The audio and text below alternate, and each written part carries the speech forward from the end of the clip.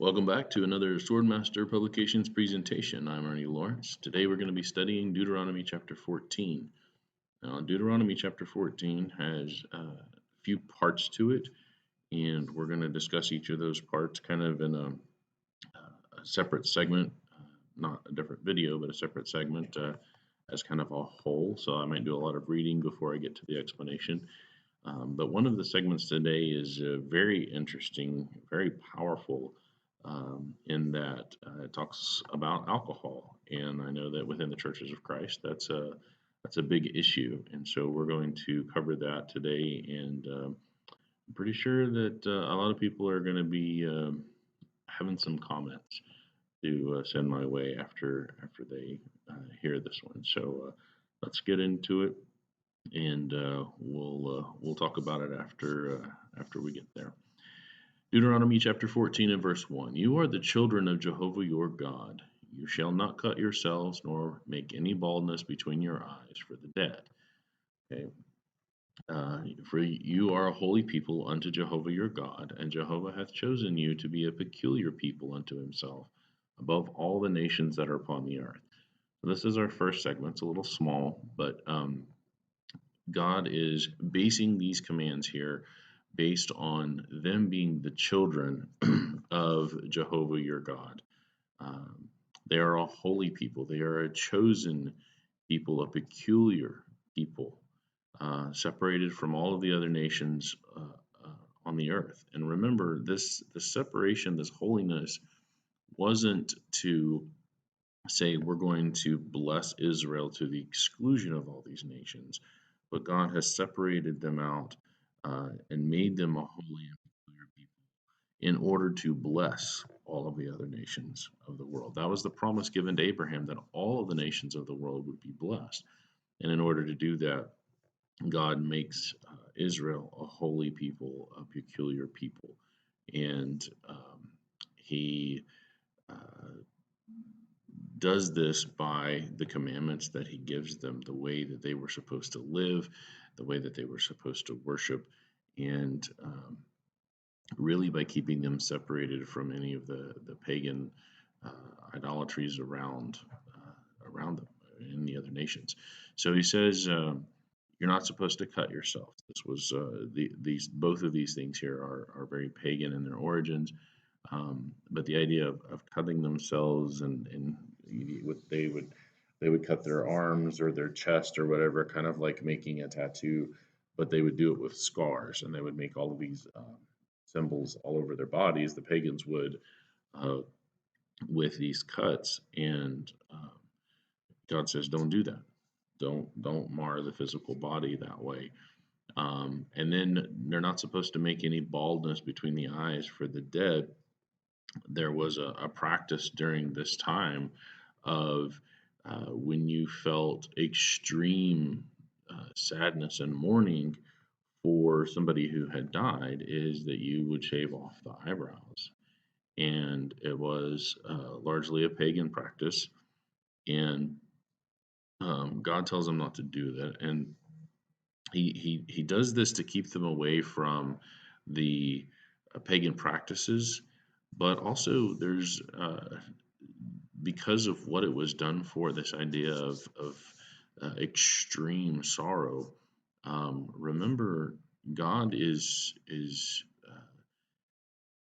talking about reconciling people to Himself through the Messiah, and that after death there would be more to come.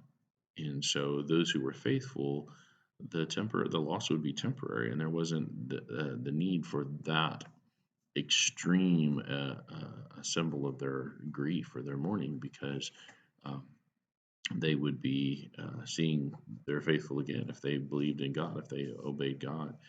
And so God says, don't do this, don't show this level or this depth of mourning. He's not saying don't feel grief, don't feel sad at the loss of your loved one, but he's saying don't outwardly show this version or this pagan version of this kind of mourning, because it really demonstrates kind of a lack of faith in God, that there is going to be a resurrection. Remember, when we get to the New Testament, Paul talks to groups of Jews And he talks about the Pharisee. He's like, I'm a Pharisee. I believe in the resurrection, just like the Pharisees do. So we know that the Jewish people, the Israelite people, did believe in a resurrection and were taught about the resurrection.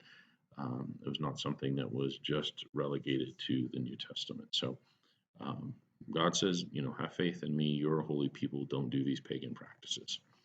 All right, then we get into some dietary laws. That'll be the next segment here. He says in verse 3, you shall not eat any abominable thing.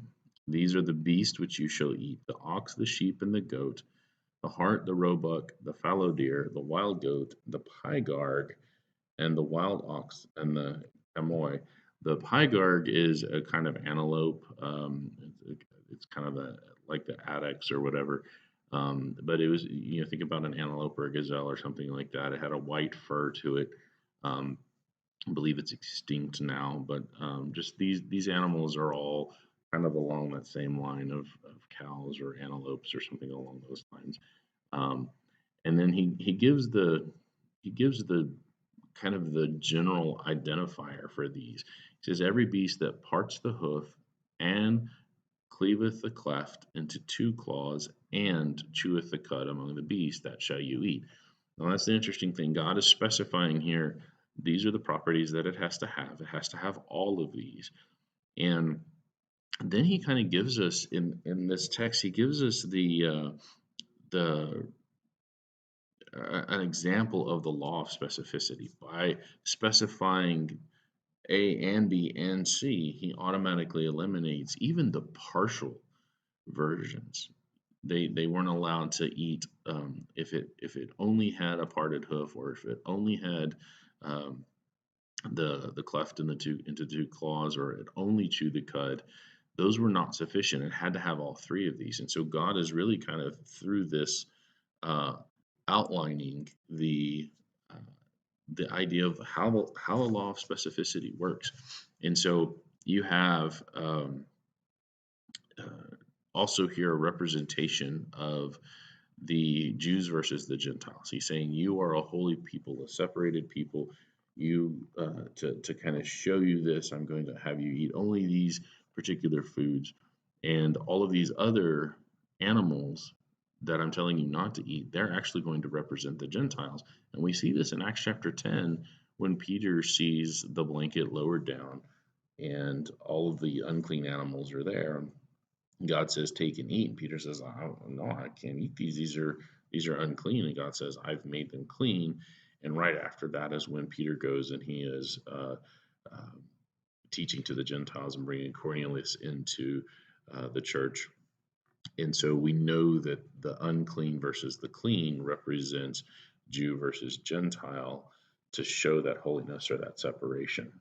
And that's why in the New Testament there aren't any more dietary laws, because there is no separation between the physical nations of the world anymore. There isn't any purpose for that kind of separation. So, um, all right, so those are the two things going on here. And so God goes into the things through Moses. Remember, Moses is actually writing here. But he's going to go in and he's going to say, okay, I've specified the things that I want. Now I'm going to show you kind of this law of specificity, what that means that you can't do, logically speaking.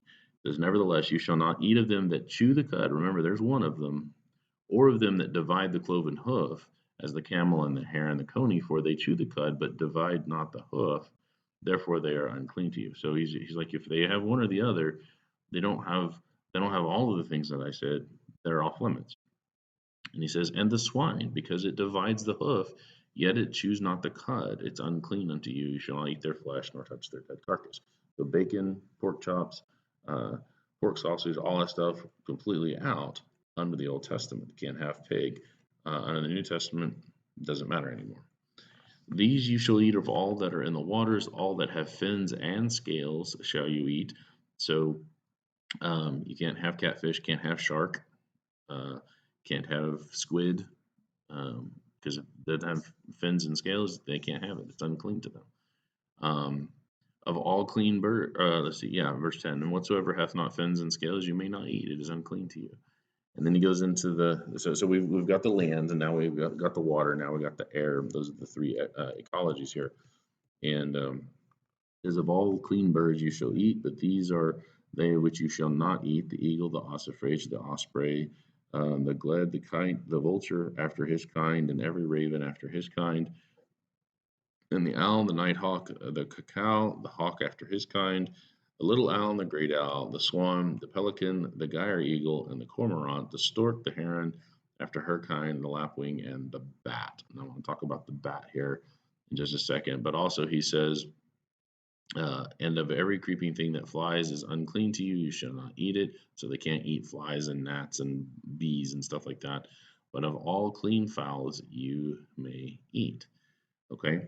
So he lists all of these birds and stuff that they're not allowed to eat, and then says you can eat all of those. Of course, these are all listed in Leviticus as well, so they know what the clean ones are.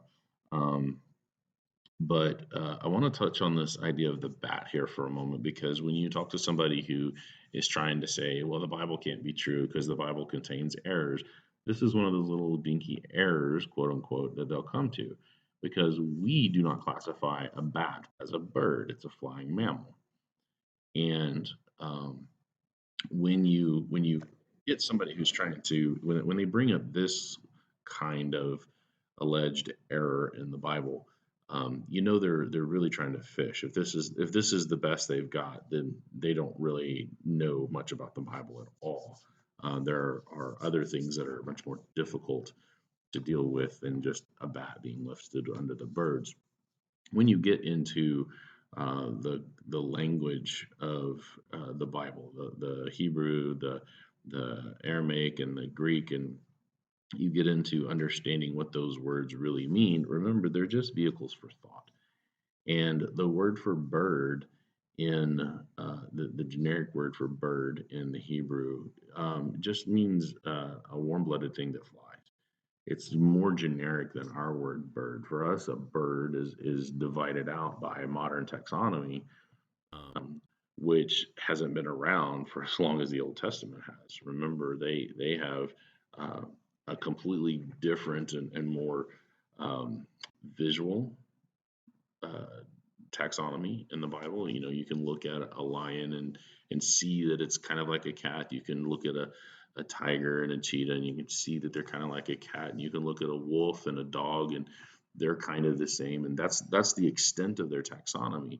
So at this time period, God is communicating through Moses in a way that they would understand at this time period. And so, yes, a bat is going to be listed under the bird category because a distinction isn't necessary at this time. They don't need to understand these according to 21st century taxonomy. That's ridiculous, and to demand that it does so is just too much. It's asking for the Bible to be presented to us. It's kind of the selfish way that a lot of people interpret. The millennialists do this. They read books like Revelation and Daniel, and they interpret it in terms of 21st century. It's all about me, me, me, and the Bible is written to me, and I should understand it as if it was written to me. And that's not how the Bible works at all. The Bible is written to the people of the time period in which the book is actually written. So for Deuteronomy, we're talking about after 40 years of wandering, they're getting ready.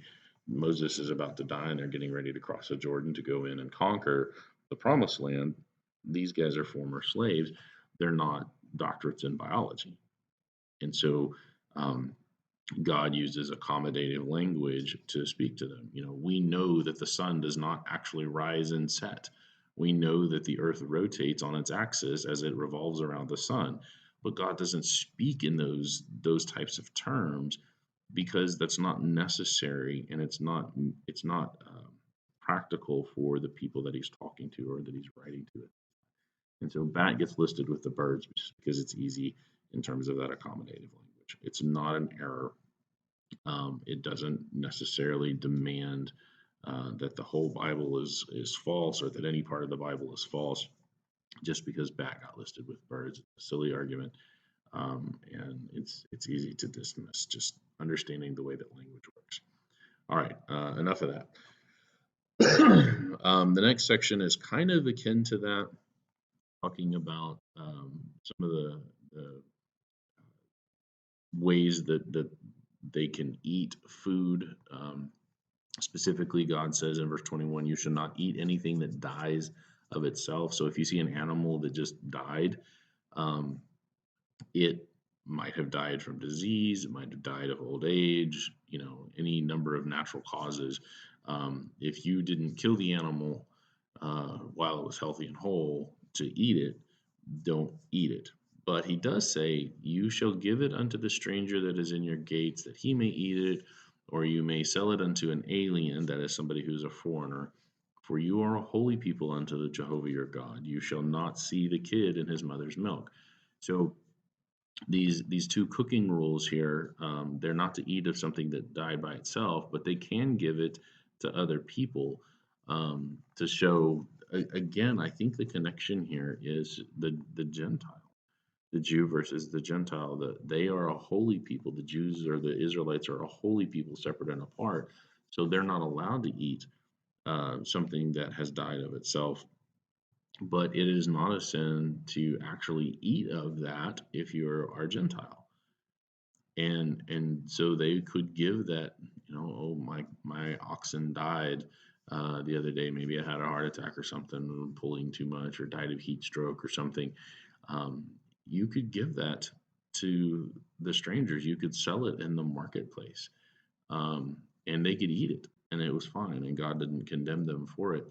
um, because it's not inherently sinful for that to take place. And that's why we can come to the New Testament and God can change up the dietary laws, because what he was trying to teach in terms of that separation is no longer applicable, because Christ had come, the Messiah had come and died for all nations. It was a blessing to all nations.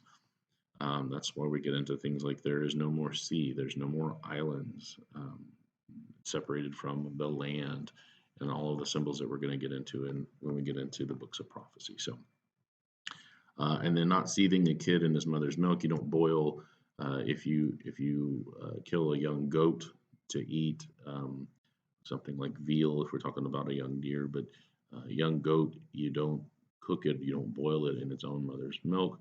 God sees this as an abomination. It has to do with the whole genealogy thing and respecting where you come from, and understanding that. Again, this is something that God says keeps them as a holy nation, as a separate people, and they were to recognize um, the the power of for them the power of being a descendant from Abraham, and this was a reminder of that, the importance of where you come from.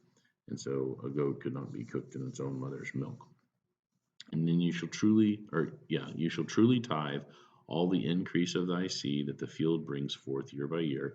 So anytime they had crops, they were to tithe that. That's a tenth. That's specifically a tenth. Again, a reminder that this tithing is only a part of what they were supposed to give. This tithing is an individual command, but on top of that, they had all the other things that they were supposed to sacrifice and give and do to support the Levitical priesthood here. The people that are saying we should tithe today, we're not under the Old Testament, and we're not Israelites, even if the Old Testament was still in effect, which it's not. And so tithing isn't what's required under the New Testament. God has a different set of rules in terms of what we're supposed to give and when we're supposed to give and how we're supposed to give. Um, but here they were supposed to do a tithe. And when you look forward into the New Testament, Jesus talks to the Pharisees and he says, yeah, you go and you pick off every 10th leaf of the cumin plant and you tithe that. You give that. And that's great. But you're nitpicking to be exacting in details of these little things, and you've completely forgotten about the biggest parts of the law, which was about the love and the taking care of the neighbor and those kinds of things. And so he gets on them for following the letter of the law to such exactness that you see it listed here.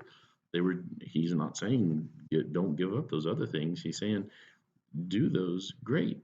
I appreciate your exactness, but don't leave these other things, these bigger things, these greater things undone. So this last segment here is the one about alcohol. It's definitely about a lot more than that, and we're going to cover all of that. Um, but when people talk about how they're that alcohol was condemned in the Old Testament, and they'll go to uh, Old Testament passages and Proverbs and whatever to try to condemn alcohol, or they'll go to the one in Leviticus that talks about how the priests were not supposed to drink alcohol when they were doing their priestly duties or whatever. This is the one verse that I'll come to, and it very clearly ends all of those arguments. And there's another one in Proverbs 31 that talks about giving wine and strong drink to somebody who's in deep sorrow or who's dying and stuff, kind of like a medical thing. But this one isn't medical at all. There's nothing at all related to anything medical, like you could make the argument for in Proverbs 31. So this is where I'll bring them, and so we're gonna cover that here, and yeah, I know people are gonna have questions and comments, and I welcome those, and we can talk through this and see what the Bible really has to say about it. But I think it's pretty clear. So let's talk about this last little segment here, and it's about the celebrations, the feast days, and coming to the place that God chose. He talks about it that way, but we know that this is Jerusalem, that where the tabernacle was set up, and eventually where the temple was built. So I'm probably going to use those interchangeably as we go through. So verse 23. And you shall eat before Jehovah your God in the place which he shall choose to place his name there. That's Jerusalem, that's the temple. The tithe of your corn and your wine and your oil and the firstlings of your herds of your flocks, that you may learn to fear Jehovah your God always. So he says, you're going to have these feasts and you're going to bring these tithes to this location. It's very important that you do that specific thing so that you learn to fear Jehovah your God. They had to come to the temple to do this. So verse 24, and it says, and if the way be too long, because some people are going to live kind of the outs, the farthest reaches of the land of Palestine, or maybe they don't live in the land of promise anymore. Maybe they live in other, because we know that in the time of the first century, there were Jews living in Rome and there were Jews living in other nations round about. And so God makes provision for them. He says, if the way be too long for you, so that you are not able to carry it, whatever their tithes were, or if the place be too far from you, which Jehovah your God shall choose to set his name there, when Jehovah your God has blessed you, then shall you turn it into money, bind up the money in your hand, and shall go into the place which Jehovah your God shall choose. So what they were supposed to do is, all right, I've got all of this stuff that I'm supposed to tithe. I can't carry it all. I don't have a vehicle that can transport 1/10 of everything. God has blessed me so much. It's so far away that the stuff is going to spoil or ruin or whatever, and I'm just not going to be able to tithe it. It won't be a worthy sacrifice. So God says, sell it, turn it into money, and keep that money set aside. Make the journey to where I'm going to show you where I'm going to place my name. And then he says in verse 26, you shall bestow that money for whatsoever your soul desires. That word lusteth out there is just desire. Whatever your soul desires, for ox, for sheep. Okay, so these are things that are good for them to desire, side of beef, side of lamb, something like that, or for wine, or for strong drink, or for whatever your soul desires, and you shall eat there before Jehovah your God, and you shall rejoice, you and your household. So here's the big thing here. The main context is that if they aren't able to bring their stuff on the journey, they sell it for money and bring it, and then when they get there, they buy equivalent stuff, or they give the money as the tithe, because they could certainly give money as we saw that all through Leviticus, where they could give money in payment for things that otherwise would have been like an animal or some kind of sacrifice. And so they're to turn it into money and then bring it with them. And then it says, you shall bestow that money. Part of that money was to have this feast or this celebration in the place where God told them to come and have those feast days.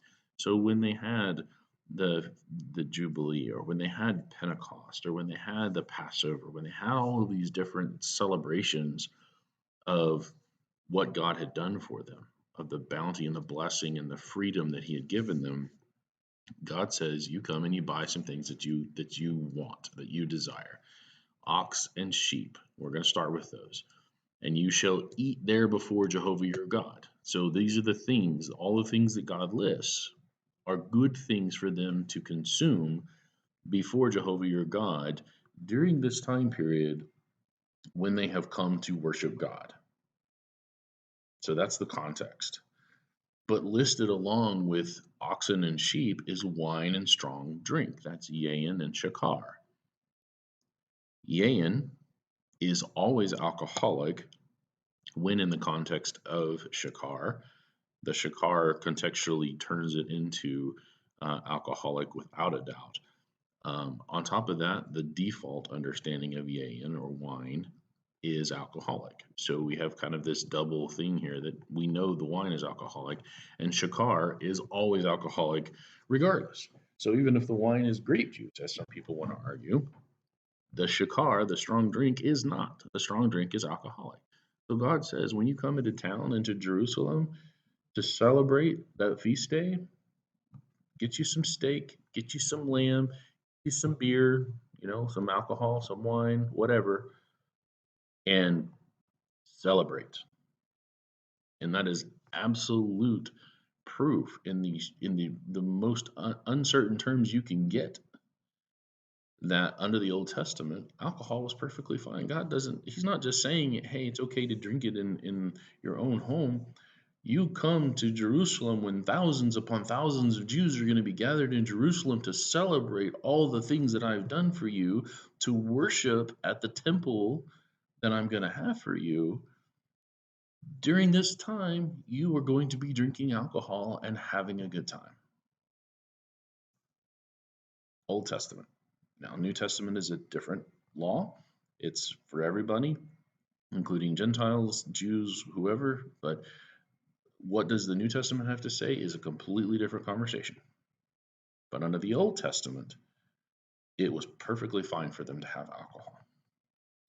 And any verses that are used in the Old Testament to condemn the use of alcohol are often taken out of context. They are often used in a way where people will infer too much from the text beyond what the text is actually saying. And they don't ever talk about this passage here in Deuteronomy 14. But I think it's overwhelmingly obvious. All right. So to get back to Moses didn't write this to show that the Israelites could have alcohol. That's not the reason for Deuteronomy 14. He was saying that if you should bring your tithes and you should travel to Jerusalem, the place that God is going to set His name, and if you can't, if the journey's too far or you have too much stuff, sell it for money, bring the money, and then use that when you do your tithing, and come and celebrate. They didn't have any excuses. They couldn't use, well, I collected all these tithes and God's blessed me so much, but I can't make the journey because I got too much stuff. Don't make that excuse. You come to the feast days, no matter what happens, and God provides for them so that they can do it without having to worry about all of the extra stuff that could go wrong. Okay, so that's the primary reason for it. But then he finishes up and he says, and the Levite that is within your gates, and remember the Levites were in the different cities. They didn't have their own land. They couldn't raise their own crops. They couldn't tend their own cattle or anything like that. The Levite that is within your gates, you shall not forsake him, for he has no part nor inheritance with you. He doesn't get any of the land promise. And so don't forget about the Levite. You take care of him. And that's what this tithing and all of these sacrifices were for, was to take care of the not only the priest, but the whole tribe that surrounded the taking care of the priests and the care of the temple and the daily ministrations and stuff like that, um, that were above and beyond what the priest's duties actually were. And so this whole tribe was taken care of by all of the others. And part of what God is saying, bring this money for, bringing these tithes for, is to take care of them. Then it says, at the end of 3 years, you shall bring forth all the tithe of your increase the same year, and you shall lay it up within your gates. So at the end of 3 years, talking about when they go into the land. So God is giving them a timetable of when this stuff is going to start happening. So in 3 years, God will have chosen a place. Jerusalem will be available. And God is going to say, all right, you set up the tabernacle here. Of course, we're not going to get the temple until Solomon. But they're going to, we've talked about Gad, and we've talked about Reuben, and we've talked about them being at the forefront during all this time of conquering. Did they complete that? Because they made a vow that until everybody got everything that God promised, they weren't going to go home to their families. And there are some people that say that God never fulfilled that promise. Well, if that's the case, then the tribes of Gad and Reuben did not fulfill their vow, and they went home before they fulfilled their vow, and God would have wiped them out for that. And so that's proof positive. Well, here we have a timetable of how fast these things were going to take place, that it was only going to be within 3 years that they would be able to start bringing in the tithes to the place that God picks up. So Jerusalem is going to be one of the first cities that they conquer. We're not calling it that yet. We're not dealing with that particularly yet in Deuteronomy. He's just calling it the place that I shall choose. But looking backwards now, we know that this is Jerusalem. And so at the end of 3 years, you shall bring forth all the tithe of your increase and lay it up within your gates. And the Levite, because he has no part nor inheritance with you, they keep reminding him of that. And the stranger and the fatherless and the widow. Remember, the stranger, these are the foreigners that travel with them, the people who are not Israelites, but who have kind of thrown their lot in with Israel. The stranger and the fatherless and the widow, which are within thy gates, shall come and shall eat and be satisfied. So what is the tithing for? It's for the Levites, for the whole tribe, and for all of these other people, the orphans and the widows. That those tithes are what took care of them. How powerful a message is that? What is true religion and undefiled before God is to take care of the fatherless and the widows, right? God does that from the very beginning. Taking care of the orphans and the widows was a big, big deal. And he sets up the tithing. The tithing was specifically for that purpose. It was to take care of the Levites, but it was also to take care of the orphans and the widows. So 10% of everything these people made went into taking care of these three types of people: the fatherless, the widows, and the Levites, which didn't have their own land. So I think that's a huge, huge message that God is sending here. It says they shall come and shall eat and be satisfied. Well, think about that. They're buying oxen and they're buying sheep and they're buying alcohol and stuff like that. They're all of these things that they're buying and they're consuming in their celebration. They're also buying for the Levites and buying for the orphans and the widows so that they can take part in the celebration. We see this in 1 Corinthians 11 when Paul is getting onto the church at Corinth for the partaking of the Lord's Supper. They had turned the Lord's Supper into a meal, into a physical meal for sustenance. And the different classes of people were the rich were eating heartily and having all kinds of good stuff, and they were not providing for the poor. The poor had nothing, and they were hungry, and it's because they had turned it into this common meal. And Paul says that's not the purpose of the Lord's Supper. The Lord's Supper is not this common meal and whatever. He says it's for the remembrance of the body and blood of Christ, the sacrifice of Christ. He says, you take the cup and you take the bread, and he corrects them on that. But this idea that even in their error, they compounded their error by not taking care of the poor and those who had nothing. If you're, it's kind of like I don't know how to say it exactly, but um, if you're gonna err because of ignorance, then why are you not taking care of the other people as well? Why do you distinguish? And we see this in James as well. James talks about the rich versus the poor. The rich will say to the poor, "Come sit at my footstool or stand here behind me or whatever," because they're being judgmental. They're being a respecter of persons or whatever. And throughout the Bible, this favoritism, this prejudice, is condemned.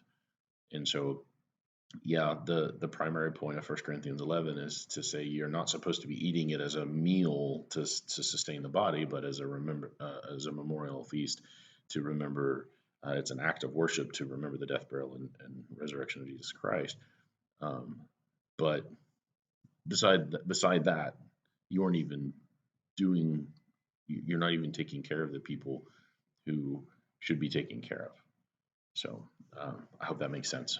But here they are taking care of in their celebration, in their tithing, in everything that God commands them to do. They're not supposed to glean the corners or the edges of their fields and stuff like that, so that the poor could come and take of that. So God is taking care of the the poor and the people who cannot take care of themselves in a very, very big way. And it's a powerful message. It's something that we ought to be doing in our own lives today, taking care of the orphans, taking care of the widows. And I will say that this is one of the things that not only the Church of Christ does really well. I think we do a very good job of that. But even the man-made denominations of the world do focus on this quite a bit, especially here in America. We're the most giving nation on the planet. So I think this is one of the things we actually have down, and I'm happy to say that. I'm happy to say that we really do focus on that.